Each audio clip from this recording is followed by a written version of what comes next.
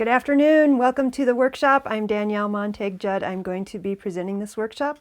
First of all, if you are logged into your Google account and you can post a comment, let me know if the sound is okay. So how does it sound? Can you hear me? Just somebody post in there saying, yes, we can hear you, or no, we cannot hear you. Of course, if you can't hear me, then you're not going to know to post anything. So, okay, excellent. Eliza says yes. Thank you very much. All right, so I'd like to start off by thanking our sponsor, the Salt Lake chapter of the Utah Old Time Fiddlers Association. Thank you very much for making this possible. And then also I'd like to thank all of you for attending, for signing up and attending. So thank you. This is a new experience for me, and I think it's probably new for a lot of you. So let's see how it goes. I'm looking forward to it. And here we are. So first of all, how did I get started in Scottish fiddling? I have been doing this for a while, as well as other types of fiddling. I mainly do fiddling for dances. And of course, at this time, we don't really have a lot of dances going on, so we're going to learn about how to play various kinds of Scottish tunes today. And I'm going to teach a strathspey and a reel. So I got started playing Scottish music when I went to a fiddle camp a long, long time ago. It was actually before the new millennium. And I took a week-long workshop series with Natalie McMaster. So that was kind of my first introduction to Scottish fiddling. And on the flight home from that camp, I met a person who lived in the same town I happened to live in at the time, which was Tucson, Arizona. And she said, hey, why don't you join our Ceilidh band? And so that's how I got started playing Scottish music. And we played for dancers. We also played accompanied singers. And so we had a lot of Scottish types of tunes going on there. And then when I relocated to Utah, I started playing for some dances, and then I learned about the Scottish and English country dancing group, and I currently play for those dances as well. I've also taken a number of workshops, most notably with Rebecca Lomnicki. And if you do not know who she is, you need to look her up. Her band is The Fire, which is a Scottish traditional band, and they do a lot of creative arranging, and they have the instrumentation is fiddle, pipes, and accompaniments, for example, guitar and bouzouki, and some other things as well. So you should really look them up. And in fact, I was able to interview Rebecca for a Fiddler magazine article that came out a couple of years ago. So if you get Fiddler magazine, you've probably seen that article. Okay, so, and as you have probably seen, there's a comment bar, and to comment, you do need to have a Google account and sign into it. But you can also contact me or Dan Eastman. I think you have both of our email addresses. So there are a number of ways to contact me, and I will be monitoring the comments as they come in. So go ahead and post questions if you have questions. Okay, so what are we going to learn today? I will play our tunes, and then we'll go ahead and start in. Oh, last name, Lomnicki, Lomnicky. And maybe I could probably type that in at some point, but not right now. Okay, so I'm going to play the strathspey and the reel that I hope to teach all of you in this next hour and 15 minutes.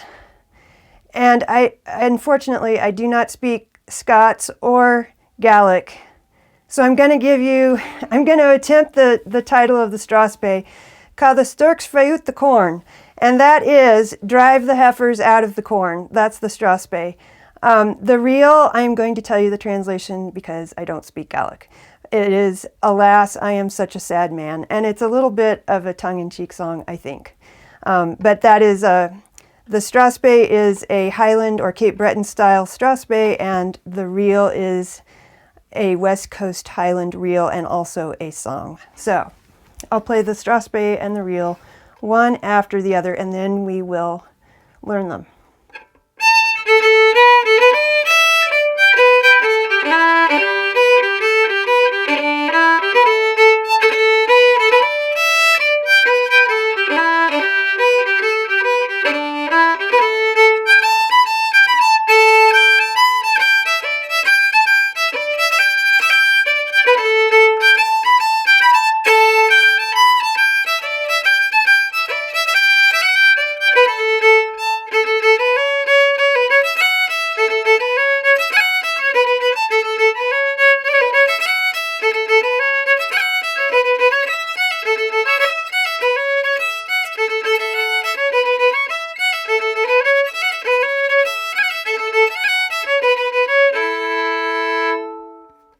Okay, so those are the tunes.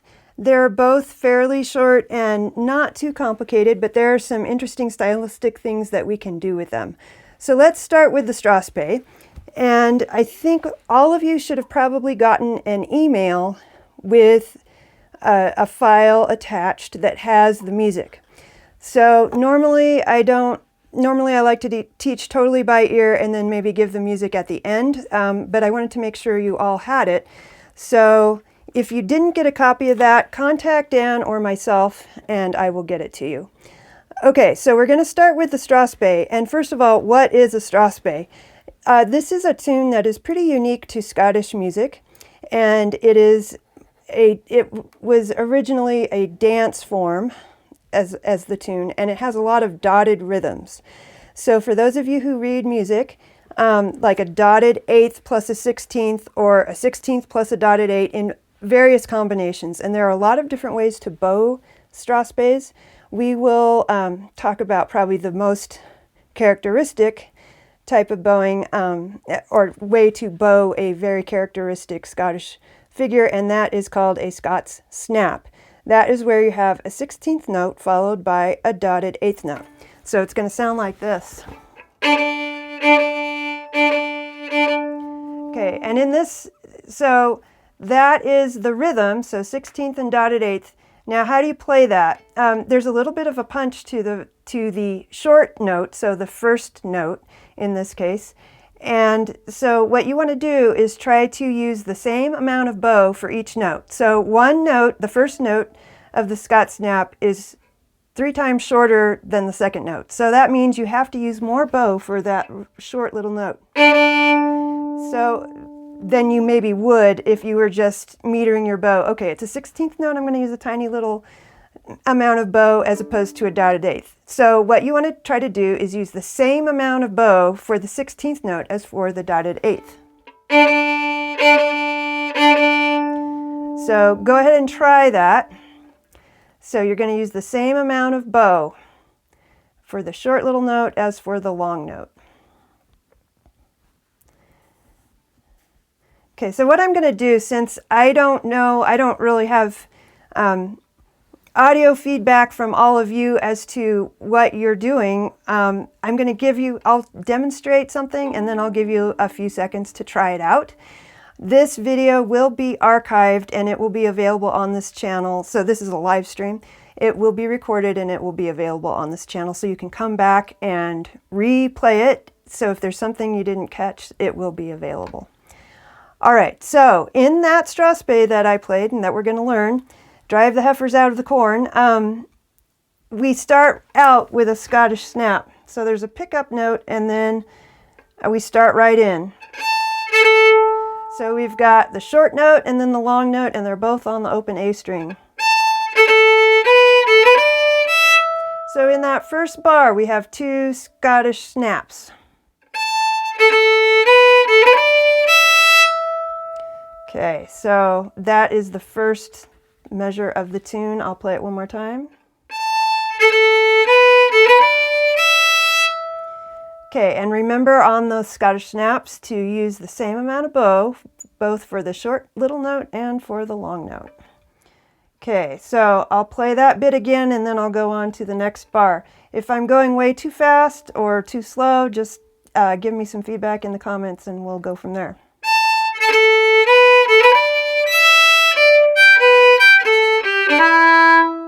Okay, let me play that second bar one more time.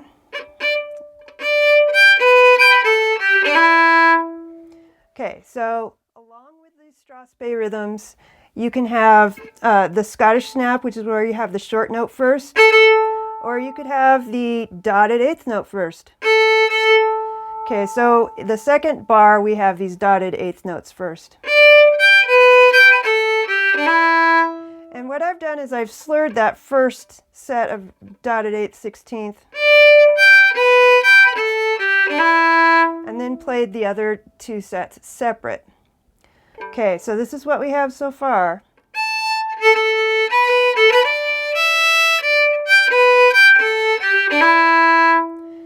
Okay, now, you might be wondering what I'm doing on that very last note, the E note.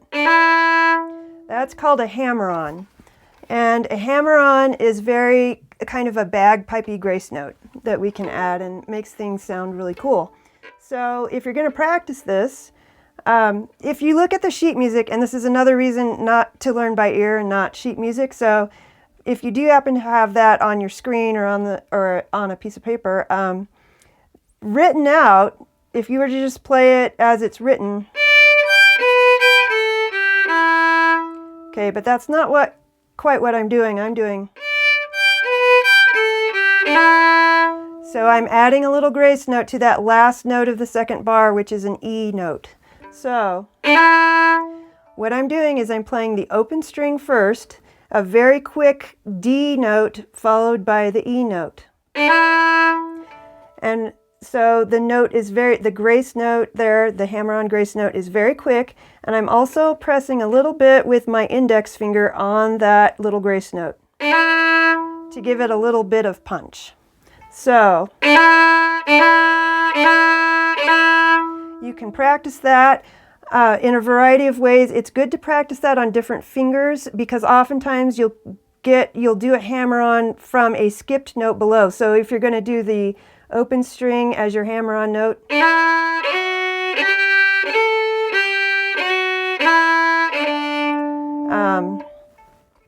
I added a little flick there at the end, but we'll get into that later. So that's a way that you can practice those hammer-ons. Okay, if you have any questions, go ahead and type them up there.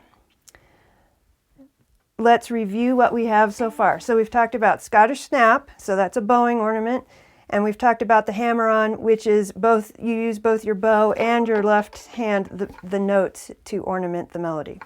So we've got 2 bars so far, and this is how it goes.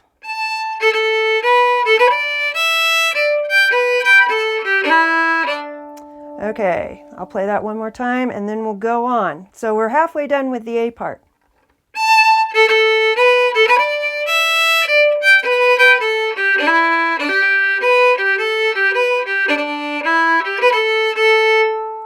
Okay, so I added 2 bars there.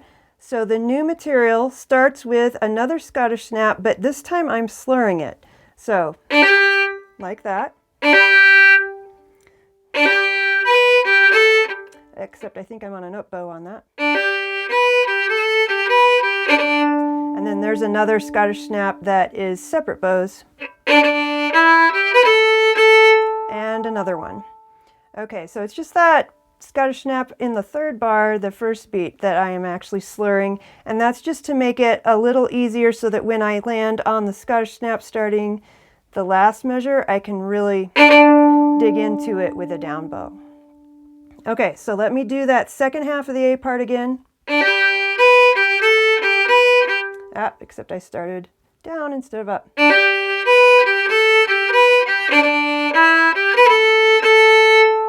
So go ahead and try that. And I'll play it again.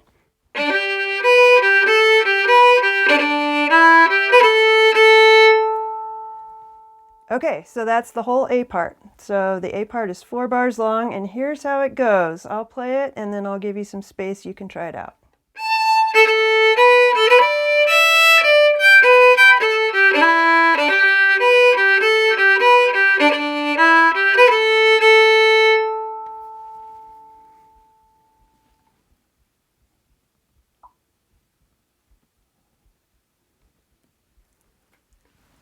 Okay, and I'm going to try it just a little bit slower as well. So here's the A part again, just a little bit slower.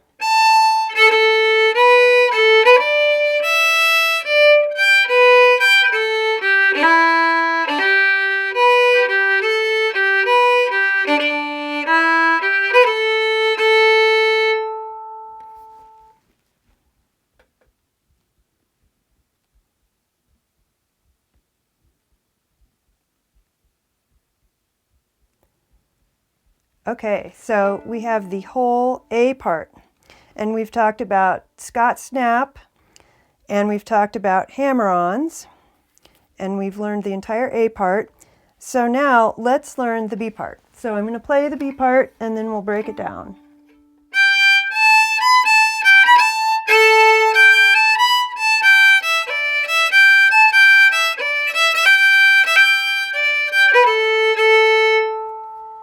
So the great thing is now you know all the ornaments you need to make this sound nice and Scottish. So you've got a Scottish snap in that first bar. And then let's see, what else do we have? We have a hammer-on the third bar. And then more Scottish snaps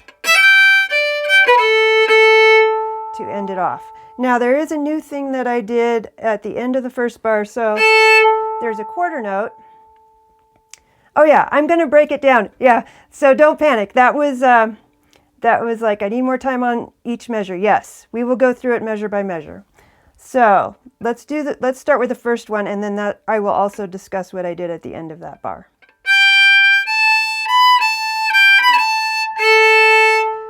Okay, try that out, and then I'll talk about the drone.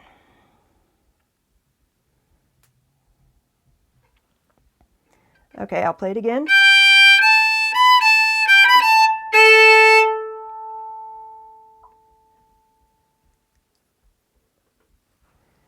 Okay, so what we've got, at the end of that first bar of the B part, we have, and what I'm doing is I'm playing the Scottish snap, lifting my bow off, and hitting the third finger A on the E string, as well as the open A string. So you can try that. Oh, chord progression. I'm going to have to get back with you on that, but it's an A minor tune. And actually, it's probably A mixolydian, so I wouldn't be surprised if the main chords were A major and G major. In fact, yeah, if we have time, I'll look into that at the end. Okay, so back to the first bar of the B part. Give that a try. Okay, so if you want on those last two notes of the first bar, you can add the drone. Okay, now going on, we're ready for an up bow, so I've slurred that first dotted 8th 16th. So we're just kind of loping along on this one.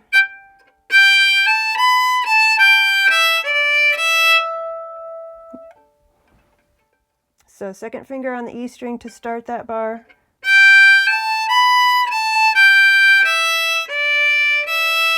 And dip down to the A string for that D note. Okay, so here's what we have so far in the B part.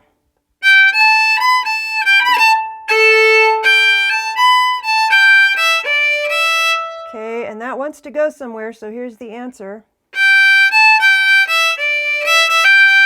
There we have another hammer on. I'm going to play that bar again, so we're on the third bar of the B part. There's a hammer on.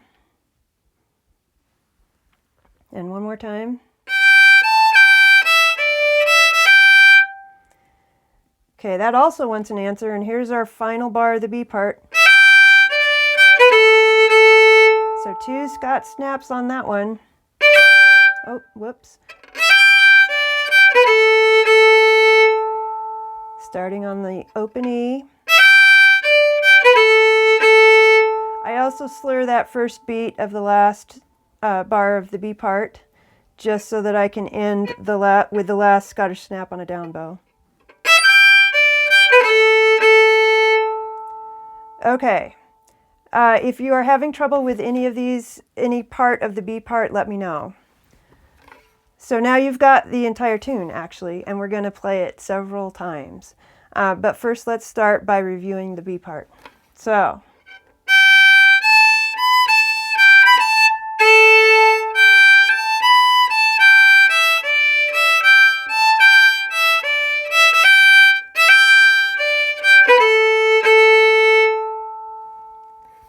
Try that out.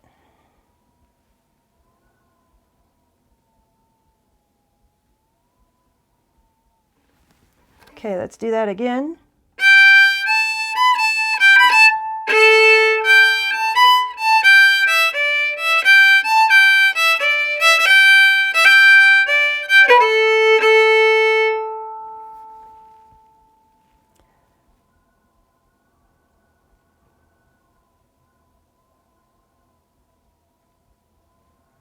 Okay, hope that's going all right for you. If you like, give me a thumbs up if it's going well for you, just so that I know that this is making sense thus far.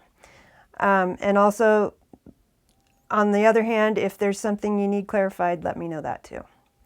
Okay, so now we've got to remember the A part and put the A part and the B part together. So our pickup note for the A part is a high A on the E string. So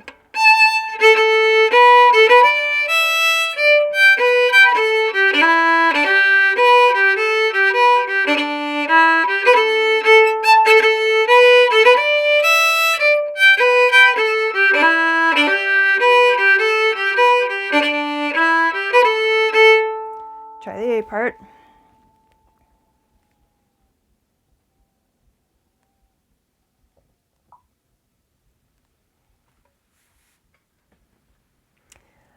Dan, I would play, let's see, I would play open E's rather than fingered. So Dan's question was, should we play the E in the second measure of the B part, open or fingered? Really probably open. And let me make sure that's what I do. Yeah, in this tradition, it's common to use the open string as opposed to the fingered. Okay, so we reviewed the A part. Let's see. We can give the whole thing a try now. So let's try the whole thing. A and B parts. Here we go.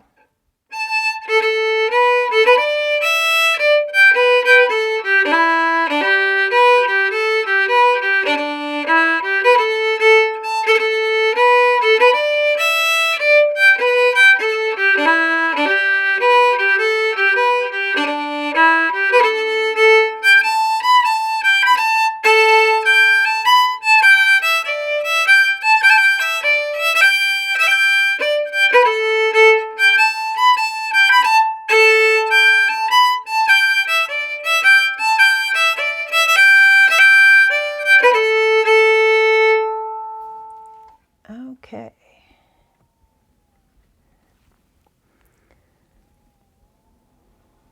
So that's the entire tune. Good work on that. One of the things that you can do with this, if you were, so say you were at a dance or something and you were playing this many, many, many times, it might get tiring to play the same thing over and over again. Now there's not quite as much, or I don't know if I want to say as much. There's a kind of a different sort of micro improvisation with Scottish music, and a lot of it has to do with how you bow it. But there are also a few little melodic changes, variations that you can put in. Generally, though, there's not quite as much improvisation as some other genres that you might play in. Excuse me. So, one thing that you can do is there are places where you can put in triplets instead of the dotted rhythm. So if you were to take the first bar of the A part, so instead of the second Scottish snap that we have, from the B to the D, you could actually play a triplet. So it would sound like this.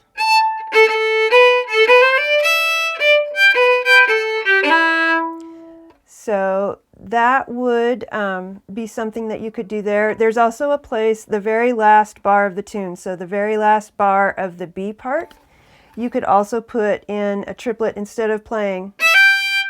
So that very last bar goes. You could go. So those are a couple possibilities. I'm looking at another question. Okay, individual measures. We can certainly do that. Let's do it where I'm just going to play once through the A part and once through the B part, but I'll do measure by measure. So I'll play the measure and then and then I'll leave a space where you can repeat it, and I'll do it at a slower tempo. So starting from the beginning, this is the A part.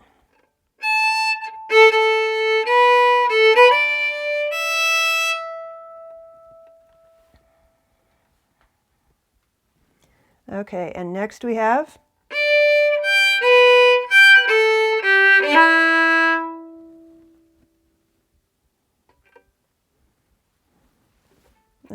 next.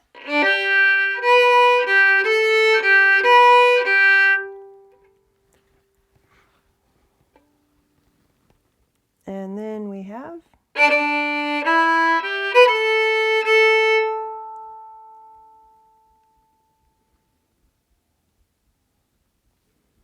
Okay, that was the A part. And again, this is going to be archived, so this will be available also soon after we finish, actually. So it will be available later today. Okay, now let's go to the B part, and I'll do measure by measure again on that one. So here's the first bar of the B part with the pickup.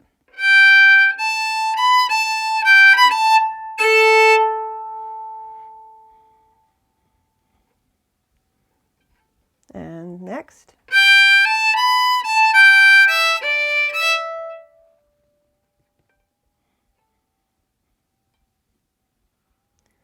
And the next one.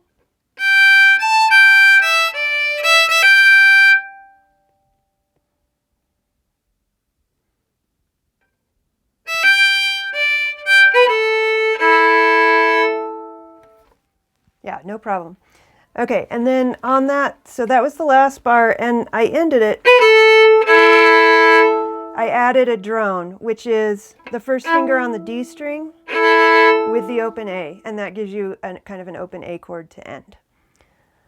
Okay. Oh, good. Somebody's putting the timestamp where measure by measure is, and thank you for that. Okay. So there's an ornament that actually is not really in this tune, nor is it in the reel, but it can be added, and it's really an important ornament, so I would like to talk about it now, and that is bowed triplets. Those are also called burls or cuts. So there are a number of different terms for them, but basically it's a...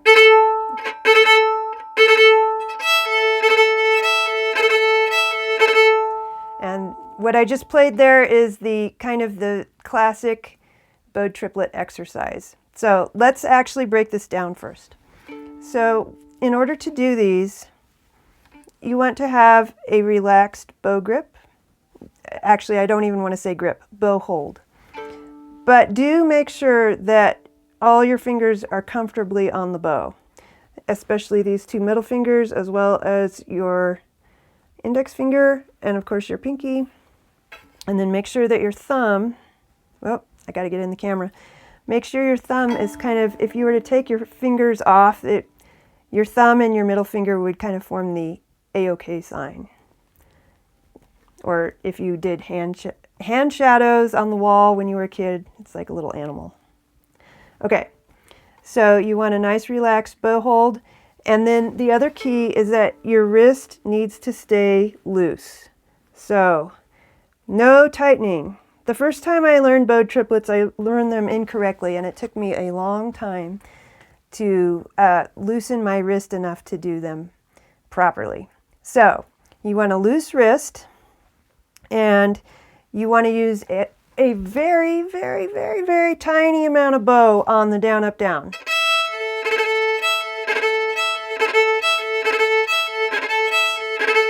See, I'm going to back up a little bit so you can see what I'm doing with the rest of my hand, maybe. I don't know if you can see that. Maybe if I go to the other string.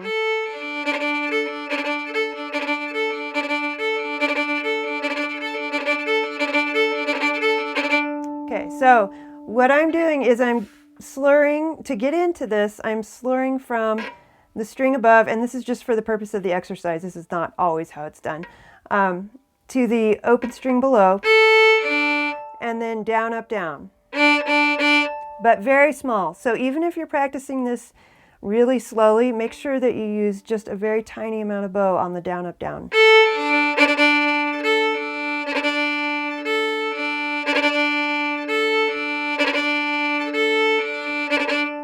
And don't worry if it is really slow at first or feels really kind of awkward, because it takes a long, long time to develop that technique, like months or years. So don't worry too much about that.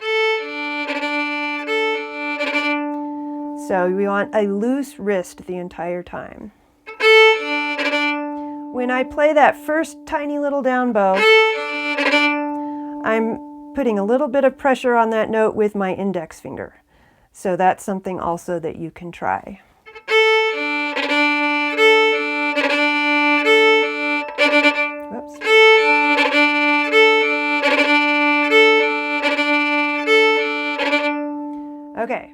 So bowed triplets.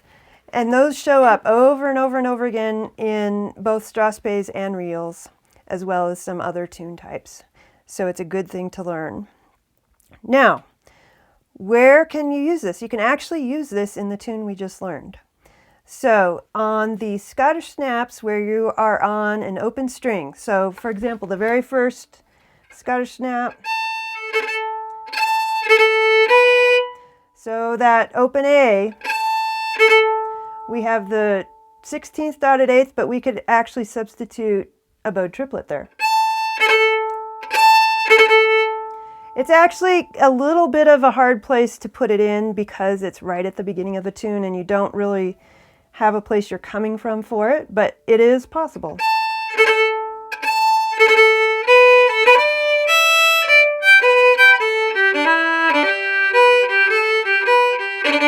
That's another place that's a little bit easier to get into.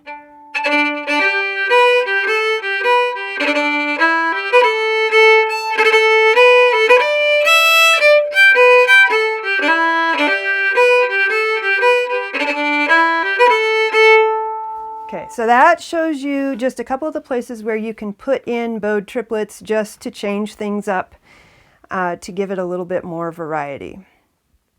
Okay, let's see, we're at 1 o'clock approximately. We've talked about what a strathspey is. We've talked about some of the bowing for strathspeys, some of the ornaments that you can put in there, hammer-ons, some bowing things, the bowed triplets. Let's see, drones we talked a little bit about. And we have a question. Oh, okay. Yes, we're going to get to the reel. I want to do a stretch break though. One of the things I have learned in my time playing is that it's really good to stretch, to take stretch breaks. So I'll lead you through a few of these and then we'll go start the reel. Okay, so the first thing that you can do is you can take your hand and so I have my left hand and I'm trying to bend it back towards my arm using my other hand. So this is a pretty intense stretch, so don't, just until you get a little bit of a stretch, don't overdo it. Same thing here. This one's probably even more of a stretch, so you can do that on both hands.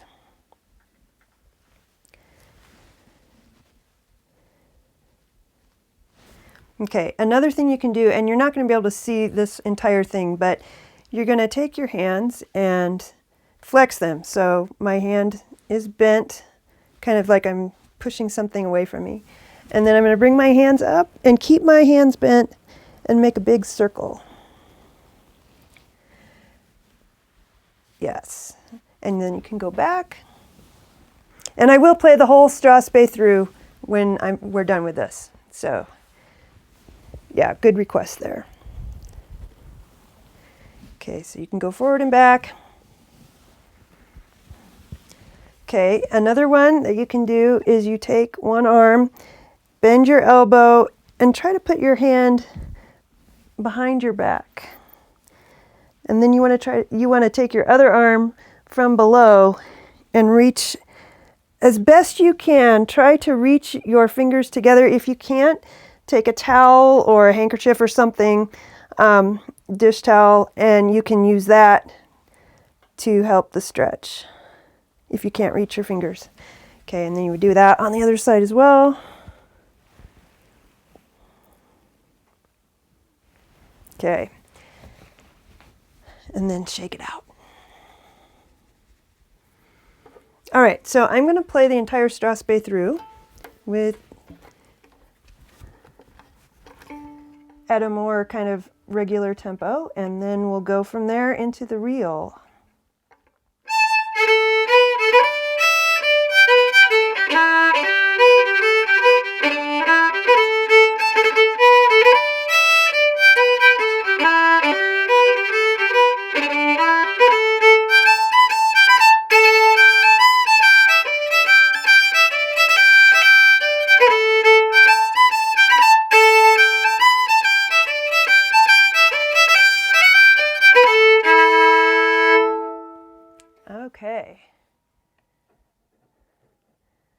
great. All right. Thank you for the comments.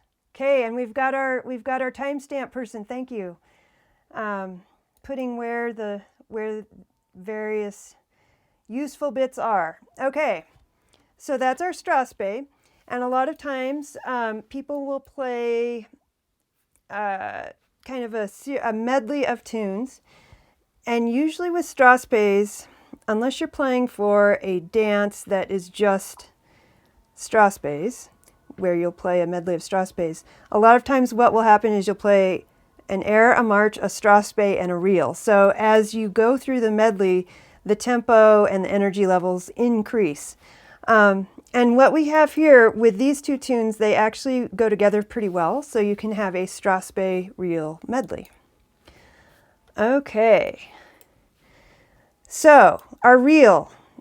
The reel is both a dance tune, well, it's both a Highland reel and a song. And the song roughly translates as, "Alas, I am such a sad man." But if you read the words of the song, it's a little bit funny because I think it's just based on my interpretation of the translation, I guess. It sounds like it's a young man who's pining kind of, or who is anxious because he doesn't know who he should marry. And at one of the lines, and I'm sure this is just the transliteration, it's like, "I have been pickled in too much fun." And he can't, his mind is all I don't know, is all mixed up because he doesn't know what to do. So you can keep that in mind when we play this. What I can do, I actually have a little playlist, a Spotify playlist of these tunes, and I can share that with you all through email if you like. There's some really interesting stylings and interpretations. I've got the Strathspey played in a Cape Breton style. It's super fast, but it's a lot of fun. And then also played by a pianist who's a really good Scottish pianist. And then I've got the reel played, I found recordings of the reel played by harp and fiddle, played by pipes, which is really interesting because when pipes play Highland reels, they have this technique they use where they kind of swing the eighth notes, and it's really interesting. It's very hard to describe. You have to hear it. So I've got a version of that. I've got a version of somebody singing it. So I can post that through email if you're interested. Okay, so again, the reel, "Alas, I am such a sad man." I'm going to play it close to tempo, and then we'll break it down measure by measure. Okay.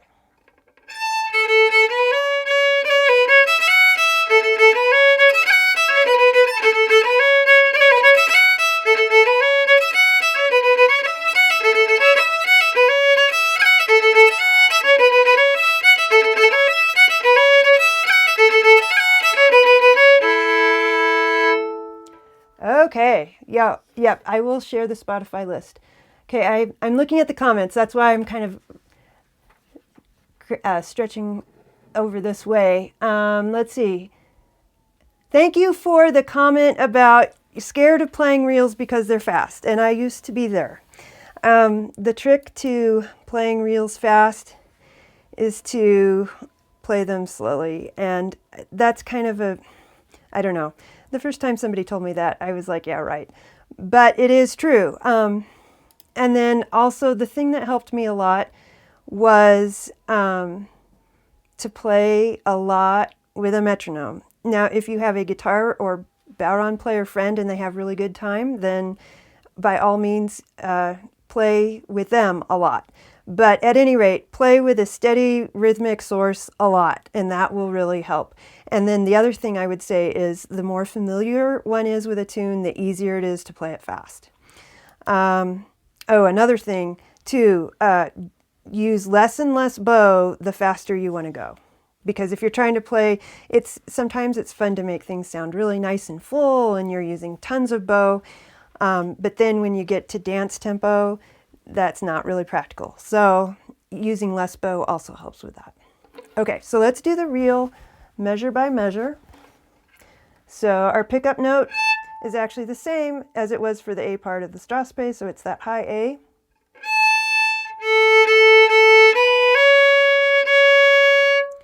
Okay, that's our first bar.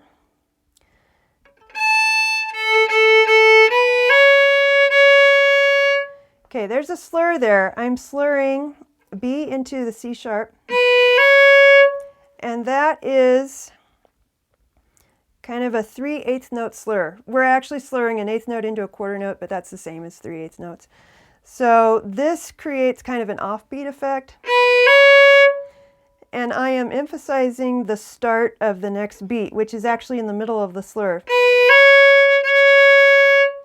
So that's a subtle little trick that you can use, slurring across the beat and sometimes across the bar. You just don't want to do it all the time, but it can add some nice variation. Okay, that's the first bar. Go ahead and try it out. I'll play that again and go on to the next one.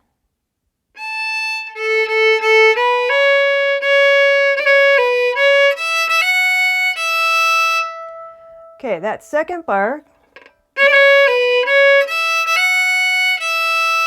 has a new ornament as well as one that we already know. So in the second half of that bar, we've got a hammer on.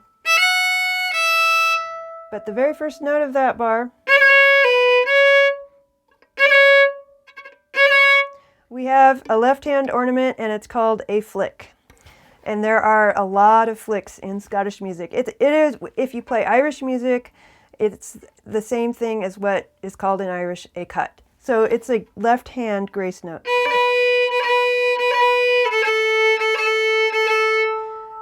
What you want to do is you want to basically interrupt the note without sounding a pitch. And this also takes a little bit of practice.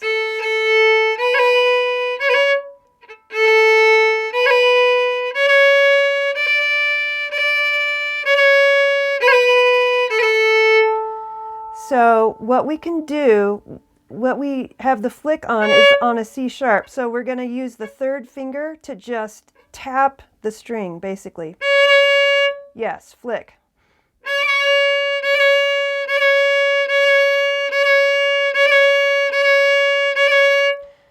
What helps me is to think of when I'm doing the flick. Yes, Eliza asks, is that a flick? Yes, flick.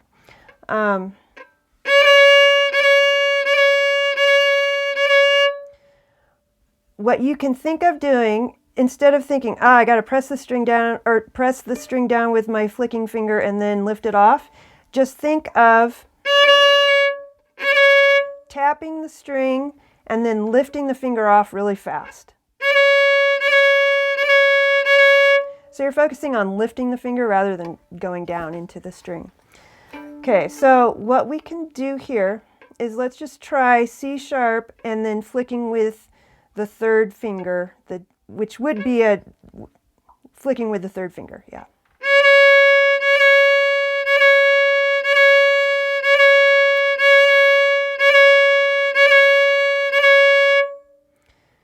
And again, that might be something that you'd spend a few minutes a day on to get those flicks nice and fast. A lot of these ornaments are fast, so it just takes some time to build that up.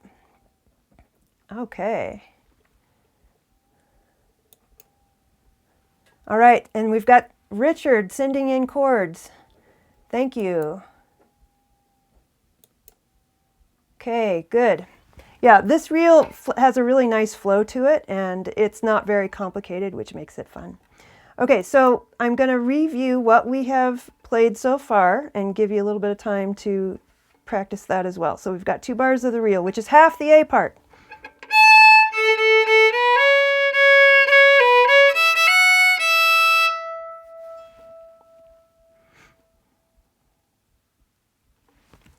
And let me do that one more time, just a little bit slower.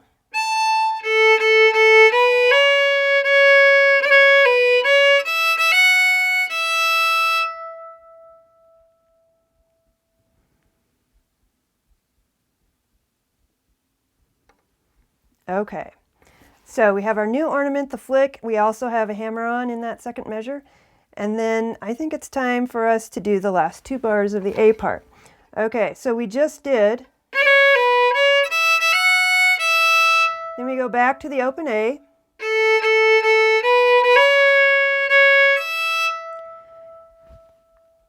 try that. I'll play it again.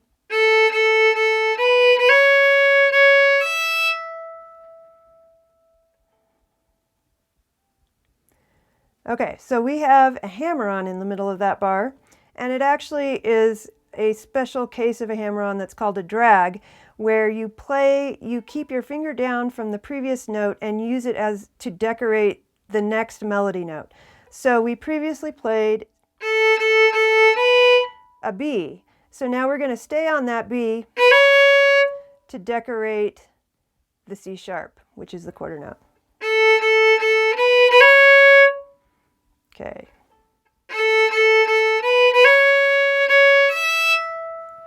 That's the third bar of the A part. Okay, and then to end off the A part, we start off with another flick. It's a flick with the second finger decorating the first finger.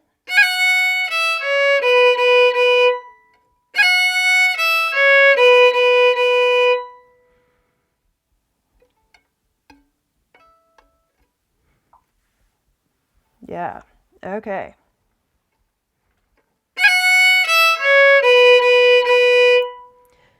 So Richard has chords for the Strathspey. Thank you very much, Richard. Those are in the comments. And he's got them in, it looks like, so little a is going to be an A minor, and big, so little lowercase letters, minor, uppercase letters, major. Correct me if I'm wrong, Richard.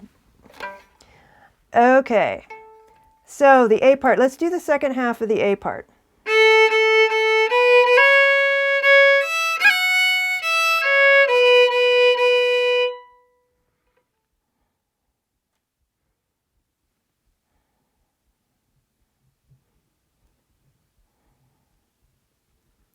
Okay, so now we have the entire A part. We have some ornaments in there to spice it up. So I'm going to play the entire A part, and then I will break it down by measure again.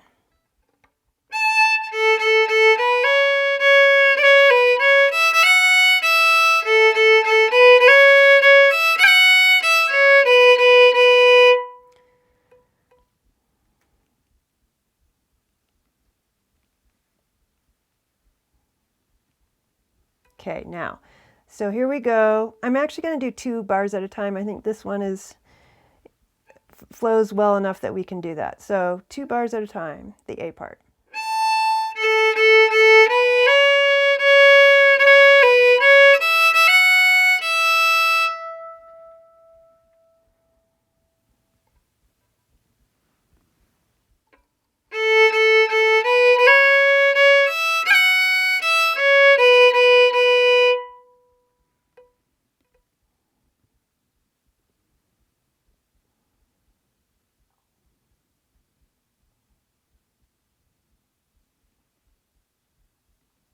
Okay, let's move on to the B part.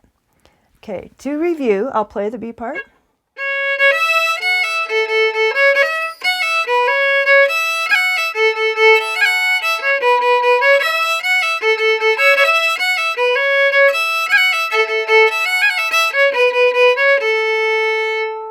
Okay, so we have a new type of hammer-on here where we add a unison. So it's a hammer-on from the lower string. It's actually kind of also a drag because we're playing the same note again to decorate the E. So this is just the very first, we have the pickup note, and then, and what I'm doing is I'm playing the pickup note pitch, the C sharp again.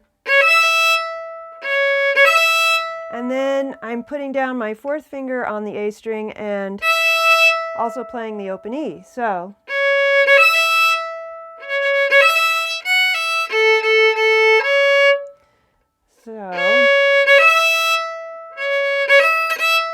and sometimes I get a squeaky E. There are some non-whistling E strings. Unfortunately, they don't fit on the way I have my fine tuner set up. But also sometimes I find that sometimes it's a little bit sloppy, and if I tighten up my finger just a little bit, I don't get that squeak so much. Sometimes it's how I pinch my bow, you know, like I pinch it in not quite the right place or at the wrong time. So that's something to experiment with to avoid the squeaking.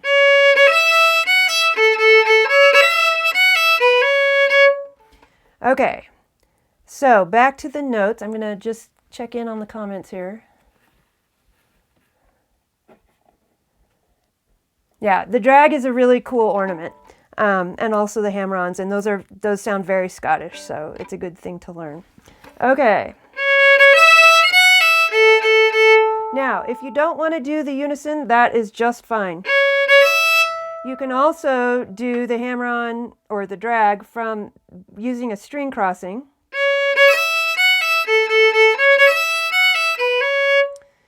Okay, so let's get the notes though for that B part of the Strathspey. I'm going to play it just as written. So without the unison, I will put the drag in, but we'll leave out the chord for now.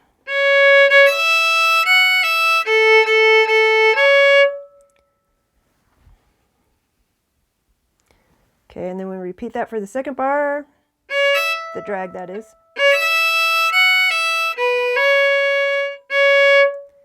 Okay, and I've got another offbeat slur in that measure. This is the second bar of the B part of the Strathspey again.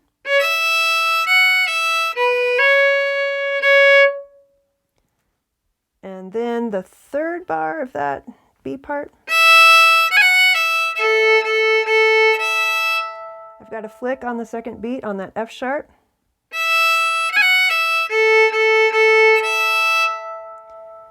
This reel is a little bit tricky to teach measure by measure because it flows a lot. And then the last bar.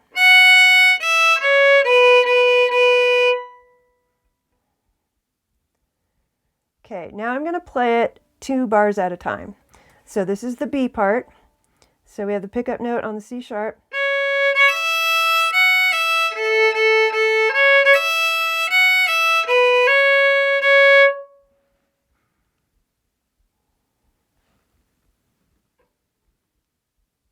Okay, and then the second half of the B part.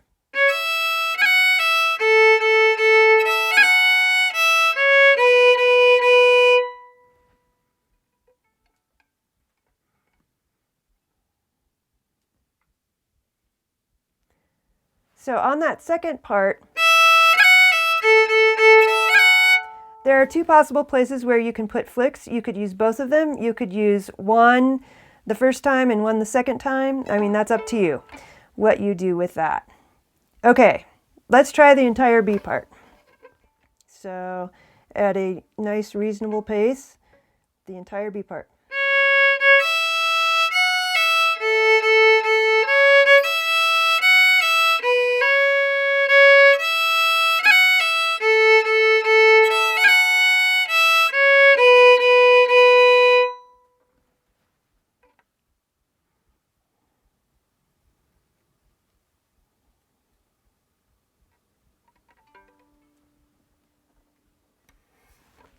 Okay, I think we should try the entire reel. So I will play the whole thing to review, and then we'll play it together.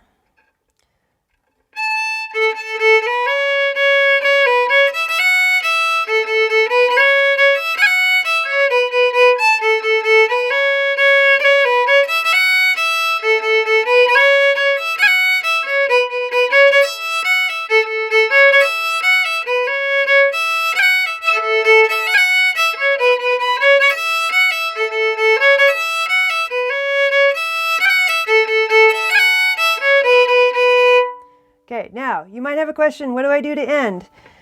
You can just play an A note. So let's see, if I was going to play the second half of the B part.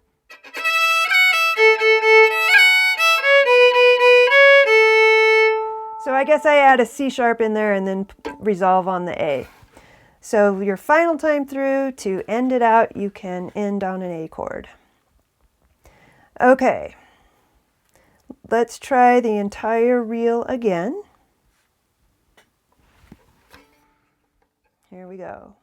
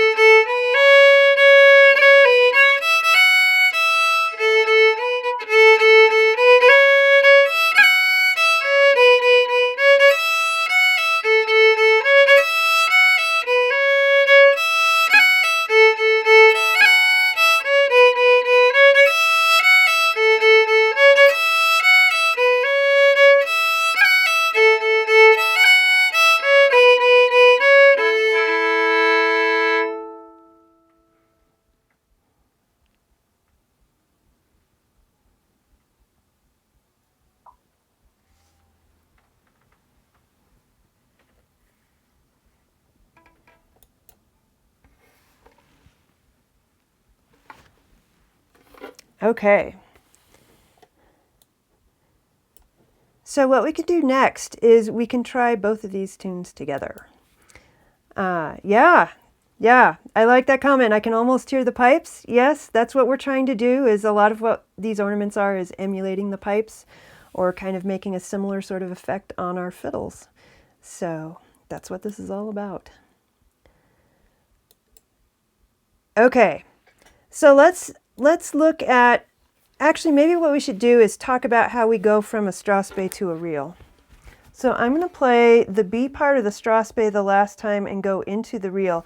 What I'm doing is, as I'm ending the strathspey, I am thinking about where I'm going as far as tempo. And I want to make that pretty deliberate in terms of when I start the reel, I kind of want to be there.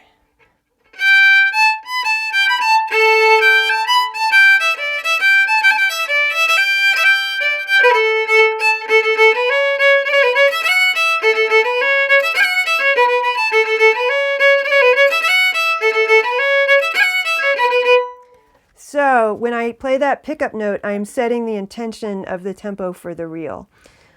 Depending on what you're doing, if you're playing for dancers, that's a little more important than if you are playing just for a listening audience, because then you can kind of take your time getting into the tempo, maybe take a bar or so to get the reel up to the tempo that you want. But that's just an example of how you might do that.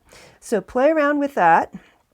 And one thing I wanted to mention before we have like general questions is last year I organized a fiddlers rally that was part of the Utah Highland Games and Scottish Festival. Now, unfortunately, the Highland Games have been postponed for now, and last I heard they don't have a new date set, so that may or may not happen. But I am interested in putting together another fiddlers rally, and it would be virtual. So we would either have a live streaming session like this, and we would have a set list and all play together. So in other words, it'd be kind of a follow the leader kind of session. We wouldn't really be able to, you'd be able to hear me, but I wouldn't be able to hear you. So it would be that kind of situation, but it would be a way to learn a bunch of tunes. And this would be a case where I would send out all the sets ahead of time. So it'd basically be a good way to play a bunch of tunes, play a bunch of Scottish tunes, and you could also take what you have learned in this workshop and apply it to that music. The other thing the other way I am considering doing this is by, again, having the tunes prepared and send them out to people, and then you would record them. And of course we would need set tempos for that. So I would say, okay, you're going to play the strathspey at whatever metronome marking, and you're going to play the reel at whatever metronome marking. And then what we would do is each person would record. So you'd need a click track with a metronome, and it's not that hard. You would just need headphones and then something. There are a lot of metronome apps that you could use with your phone or your computer to do that. And then you would make a recording of yourself playing that and then send it to me, and then I would mix them all down, and then we would have like this big Scottish fiddle choir recording. If you've seen the virtual choir on YouTube, that is the same kind of idea, although I don't think we would have a video with it. But those are two things I'm thinking of. If you're interested in joining a potential 2020 virtual fiddlers rally, then contact me by email. Dan Eastman has my email address, and I think all of you do who received the sheet music, because I sent that out last night. So contact me if you're interested, and I'll add you to our mailing list for the rally. And that's all that's used for, is just communications about that. And that's how you'd get the tunes. So let's try. I will play the entire medley again. And then if you have questions, post them up on the comments there, and I'll go through them. So here we go. And I'm going to take these at an easy tempo, so not super fast.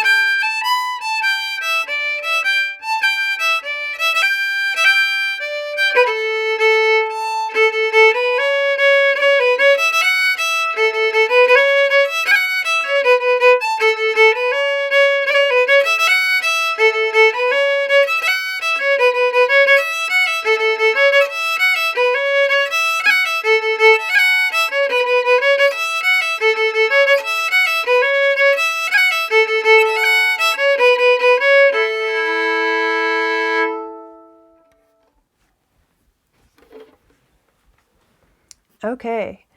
So it looks like we have some interest in maybe a virtual Scottish session, which would also be fun. I mean, maybe that could be our rally, is we could just get together once in a while and or on a regular basis every couple weeks or so and have a new set, some new music that we go through.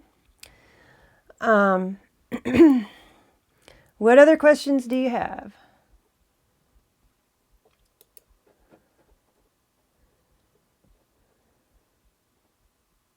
Okay.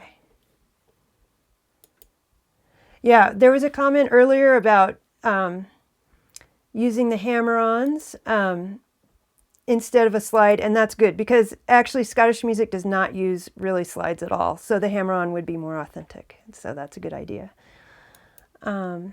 Yeah. So we can all, if you are interested in either like an online Scottish session or possibly the rally, do please get in touch with me and I will be in touch with you about those things as they arise. Let's see. Another thing that we can talk about, and I didn't actually include this on your music. Oh, do you know who? Yes, me, actually. Yes. And so Heather asked, could I possibly shadow a more experienced fiddler for 1 or 2 sessions of playing for dancers? Yes. And that would be, it's a great way to learn. That's another way to learn how to get comfortable playing tunes at certain tempos that you might not otherwise play at. So Heather, just contact me and I can get you in touch with, and we can make that happen. And Danielle said it might be nice to get a list of 10 to 15 common Scottish tunes. Yes, and I can definitely do that. There are, if you go to various Scottish sessions around the world, there are some tunes that you will hear. Okay, so I didn't actually include this in your music, but one tune that you could learn that probably most of you already know is Miss MacLeod's, which sometimes is called Mrs. MacLeod's. And in Scotland, in Scottish fiddling, Miss MacLeod's and Scottish sessions, it will be played in A. And you'll start with the high strain first. So for example, and you can actually use a lot of the things you learned today in decorating this tune. So if I was going to play Miss MacLeod's in a Scottish style, first of all, I'm playing in A.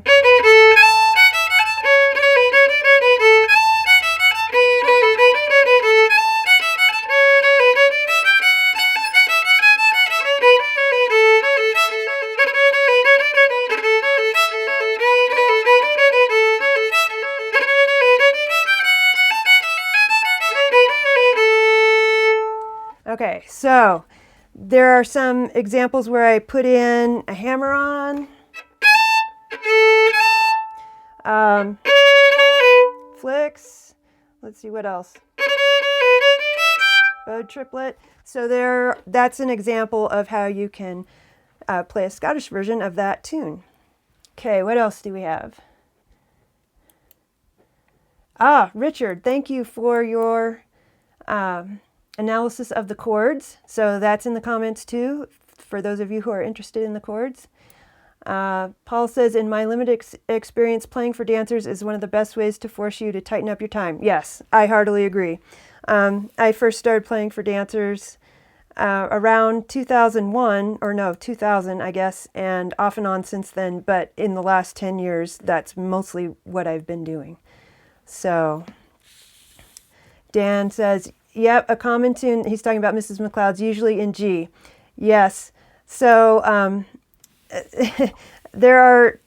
it's good to know that tune in both keys. That way, if you end up in a session where they're like, hey, we play it in G, then you'll be like, oh, no problem. Or, hey, we play it in A, you'll be like, okay, no problem. I got that covered. All right. Well, thank you, everybody, for stopping by. I've got a few more minutes here, so keep the questions coming. Let's see. Mrs. MacLeod's in the Fiddler's Fake Book. Yes. I think that's a G version, isn't it? I haven't looked at that for a long time. My favorite use of the Fiddler's Facebook is the discography. Some of those transcriptions can be interesting.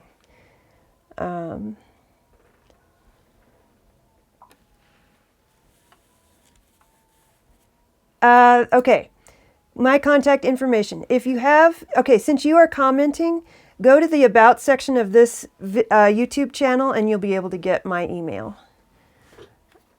King Sessions Tune Book, yes.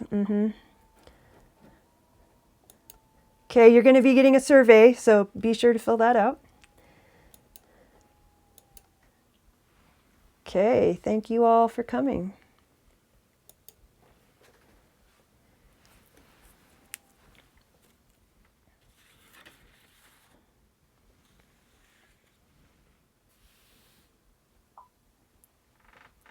Are you planning another workshop? I think I actually really enjoyed this, and I hope the format worked well for you.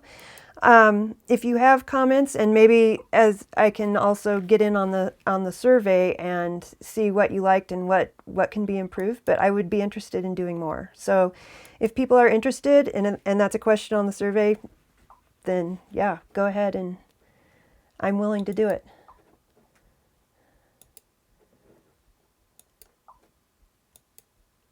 Yes, everybody stay well and stay safe. Sanitize. All right. Thank you very much. You guys have been a great workshop crowd, so good participation. I appreciate all the comments. Okay, go practice your flicks and your bowed triplets, and I will too, and I'll get a list of, so what I will do is all of you who receive the music, I'll also send you the Spotify playlist, and I'll also put together a list of common Scottish session tunes.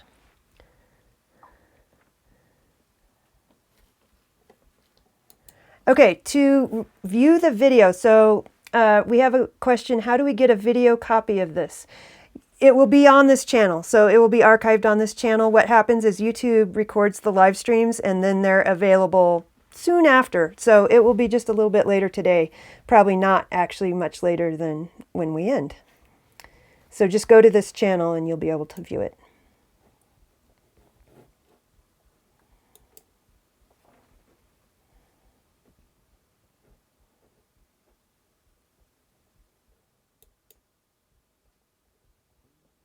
Thank you, Mary. And Amy. Okay. Thank you for the interest too in future sessions or workshops or the rally. So we'll do something. We'll do something to continue on. These tunes are too fun to play not to have somewhere to play them.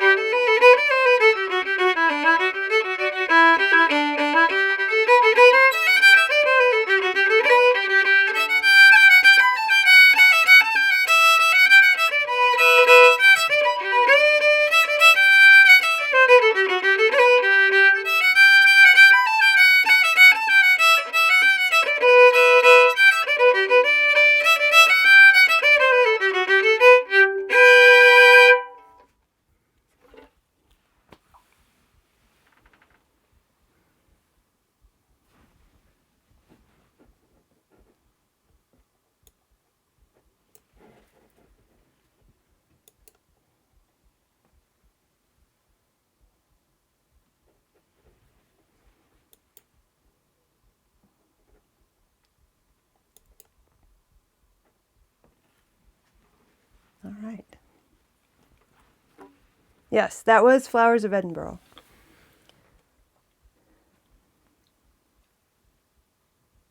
And that'll be one that I'll have on the list.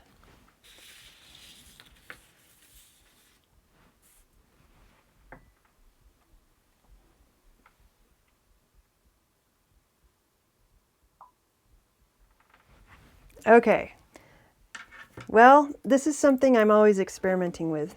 The question was, what chin rest is that? Okay, so I have an impressionist, which is it's kind of a piece of dental impression material, but you can actually, it's actually for sale at places like Shar Music and other stringed instrument places, and you mold it to the shape of your, kind of your jaw. And then underneath it is a Vermeer, no, is it? I think it's a Vermeer chin rest. Anyway, it's a side mount, and it's a pretty high one because I have a lot of space between my collarbone and my jaw. So this is something I'm always experimenting with, and also depending on what you're wearing, it can also affect how it feels and the setup and stuff. But that is a good thing to experiment with. I used to have a really flat, low chin rest, and I would get kind of a lot of irritation and stuff, and this is more comfortable.